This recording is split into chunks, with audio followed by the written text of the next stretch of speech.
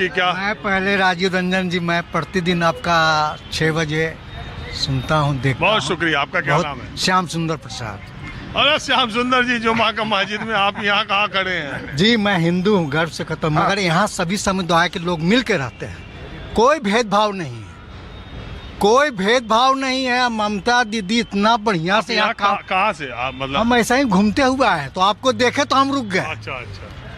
आपको देख के हम 6 बजे प्रतिदिन सुनते हैं। यहाँ इतने सभी लोग मिलजुल के रहते हैं, सभी समुदाय के लोग, कि कोई कह नहीं सकता कि हिंदू है कोई मुसलमान है।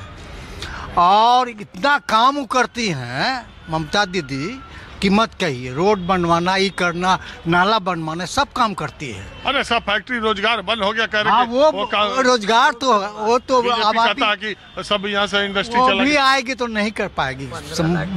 बोलती है मगर कर नहीं पाएगी। 15 लाख दिया था राजीव रंजन जी, मगर मैं आपका 6 बजे हम 1 घंटा से वहाँ पर रुक करके आपको देखने जरा सा बातचीत करें, मिले, हमको बड़ी खुशखबरी है पहले आपसे हम आप मिले। बहुत शुक्रिया। एक बात बताइए, ये जो SIR हो रहा है, जी जी, ये जिसे देश भर में, दिल्ली में बैठे लोग, लखनऊ, अहमदाबाद जब दूर से देखते हैं तो उनको ये लगता है कि बंगाल में मुसलमान SIR से परेशान है। क्या ऐसी बात है या हिंदू मुसलमान सब परेशान? नहीं, कोई परेशानी नहीं है, सबका हो रहा है, कोई परेशानी नहीं। ये तो राजनीति अथी उड़ा दिया गया है, कोई परेशान नहीं है। सब ये लावो वो लावो करता है, मगर सबका तो हो ही रहा है, समझ गए ना।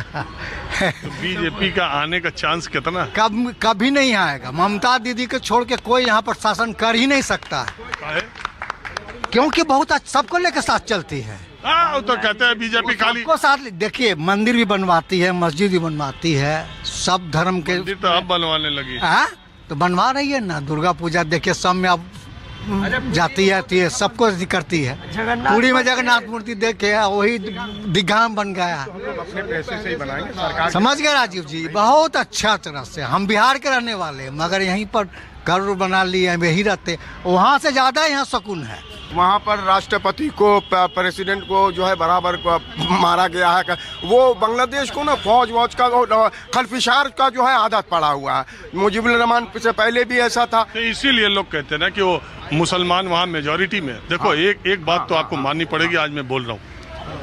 बहुत सारे लोग ये तर्क देते हैं कि जब जहाँ मुसलमान मेजॉरिटी में होता है और हिंदू माइनॉरिटी में है तो उसका जीना मुहाल कर देता है। मुसलमानों के मोहल्ले में एक हिंदू का रहना मुश्किल हो जाता है, जबकि बोलने दीजिए भाई देखिए जो बात चलती है उसको आपको सुनना पड़ेगा। आप बोलिएगा, बोल लीजिएगा, लेकिन बोल लीजिएगा। जो बोला आपको कि हिंदू को, मुसलमान के मोहल्ला में हिंदू रहता है, उसका जीना बर करता है। यहाँ पर देखो लाखों हिंदू का दुकान है मुसलमानों के मोहल्ला में। ये ऐसी जगह अभी बांग्लादेश की बात कर रहे हैं। मैं जब बांग्लादेश का सुनिए, बांग्लादेश और पाकिस्तान का मसला हम लोग का नहीं है। हम लोग का, हम लोग हिंदुस्तान में है। हम लोग जो भाईचारगी है, आप जितना भी मुस्लिम इलाका में देखिएगा, सारा मोदी खाना ज़्यादातर स्टोर है, सब हिंदू का है। अब बहुत आराम से है, कोई तकलीफ नहीं है। तो मैं ये कह रहा हूँ, ये बात जब आप कहीं समाज में चर्चा कीजिए तो लोग कहते हैं इस सवाल का जवाब दो कि अगर मुसलमानों की मेजॉरिटी उसमें हिंदू के, अभी देखो बांग्लादेश में रोज हिंदू मारे जा रहे हैं, तब ये तथाकथित सेक्युलरों के होठ सिल जाते हैं, तब नहीं बोलते। अगर माइनॉरिटी के बारे में और कहीं दूसरी जगह बात है, कहेंगे माइनॉरिटी के खिलाफ बहुत ही हो रहा है, बहुत वो हो रहा है। एक मुसलमान को मारने पीटने की घटना हो हिंदुस्तान में तो उसको ऐसा बताएंगे जैसे पूरी माइनॉरिटी पर खतरा है। वहाँ हिंदुओं को मार के पीट के मार डाल रहे हैं, तब नहीं बोल रहे हैं। तो ये नहीं, सुनिए तो मैं ये इस बात पे मैं ये कह रहा हूँ कि किसी की भी मौत अच्छी बात नहीं, दुख वाली बात है। बिल्कुल, वो हिंदुस्तान में हो, पाकिस्तान में हो, बांग्लादेश में हो। ये बताइए ना, हमारे यहाँ पर किसी भी आलिम, उलमा, देवबंद या हमारी टीपू सुल्तान शाही मस्जिद या दिल्ली की जामा मस्जिद या किसी मुसलमान लीडर ने ये कहा कि वहाँ पर अच्छा हुआ है, मारा गया है? तो ऐसा कहा किसी ने? मैंने जो बोला उस पर कुछ बोला। कहने का मतलब है कि जितना दंगा फसाद ये तो चैनल वाला हवा देता है आपको। अरे ये होता क्यों? अगर आप सही बात बोलना सुनेंगे तो आपको डिजाइन करना पड़ेगा, नहीं तो दूसरा दिन नोटिस आ जाएगा कि आप यहाँ से चले जाइए। आप उन्हीं का, हाँ जी, अरे ये कहने वाली बात है। हम खड़े होके जो सवाल पूछना है हम आपसे भी पूछते हैं और जिनसे आप पूछना जितना उससे भी पूछते काटिएगा, हैं। आप भी जाके उसको अब काटिएगा ओटिएगा नहीं, शाम को आज सुनिए मैं कह रहा हूँ सुनिए 23 जनवरी है, अच्छा। जुमे का दिन है और धर्मतल्ला की टीपू सुल्तान मस्जिद से मैंने ये एपिसोड रिकॉर्ड किया।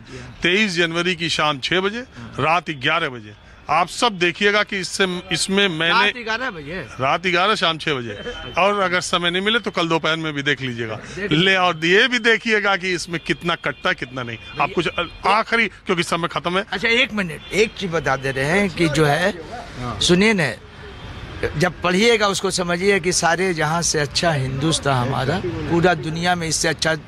इल्लामा इकबाल ने ये नहीं कहा कि सऊदी अरब सबसे अच्छा है, ये सबसे अच्छा है, सबसे अच्छा हिंदुस्तान को बताया। अब मेरे नबी ने भी कहा था कि हिंद से, हिंदुस्तान से खुशबू आता है, तो हम लोग इस खुशबू ही में मरेंगे, दफन होंगे, जो होना होगा होगा इंशाल्लाह।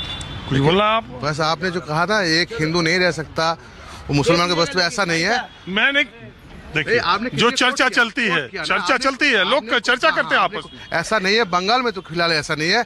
मेरे घर में चारों तरफ मुसलमान है, बीच में एक हिंदू है, और इतना भाईचारा है। मेरे बच्चे उसके घर में खाते हैं, वो मेरे घर में आते हैं जाते हैं, कोई दिक्कत नहीं, किसी में दिक्कत नहीं है। बहरहाल कुल मिला जुला के अपने बाप दादा की रूह को बहुत शांति की कामना बा- वो लोग बहुत दिमाग वाले थे कि वो लोग यहाँ आजा सुनिए, अब एक मिनट, अब बात को खत्म करिए, समय खत्म हो गया।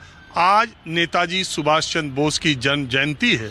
न्यूज़ 24 और माहौल के आग की तरफ से उनके चरणों में शत शत नमन। सर